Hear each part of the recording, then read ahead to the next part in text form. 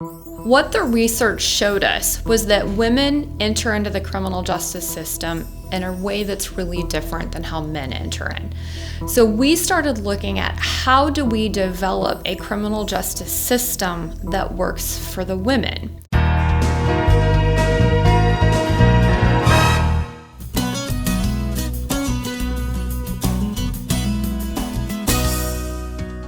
When a woman enters the legal system, the behaviors that brought her to that point tend to differ from that of a man.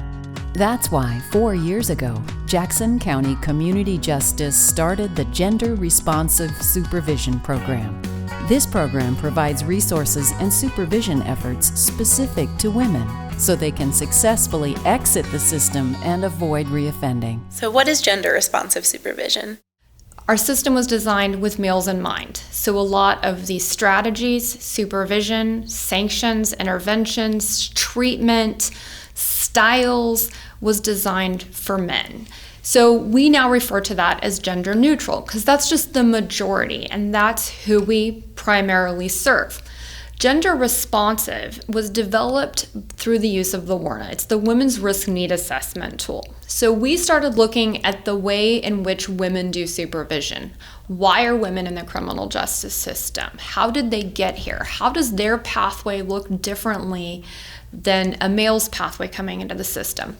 What the research showed us was that women enter into the criminal justice system in a way that's really different than how men enter in. So we started looking at how do we develop a criminal justice system that works for the women. So taking that into account, looking at the Women's Risk Need Assessment, figuring out what their criminogenic needs are, what are their risks, what are their motivations. How do we then develop treatment, services, sanctions, and supervision that is designed for their pathway and their needs within the system? So it's really looking at equity versus equality. So trying to make sure that what we're doing is effective. So how we're treating them is the ways that are the most effective to reduce the recidivism, because treating them the same way we did men, it wasn't effective. We weren't having the same results by treating women with gender neutral strategies.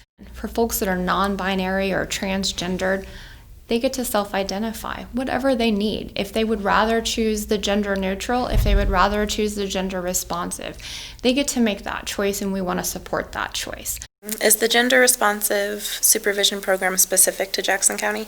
Nope, gender responsive is national. Jackson County adopted it about 4 years ago. There were other counties in the state who had already rolled out gender responsive units. We all work together statewide. We share resources, we share trainings, we share curriculum. We come together to learn new information on better styles and strategies of supervision. How do you determine the effectiveness or the success of a gender responsive program? So early on, one of the ways that we were able to see that this was being immediately effective was that they stopped absconding. They started reporting and engaging in treatment and services. We compared a gender neutral caseload versus a gender responsive caseload and the cost savings just in jail usage.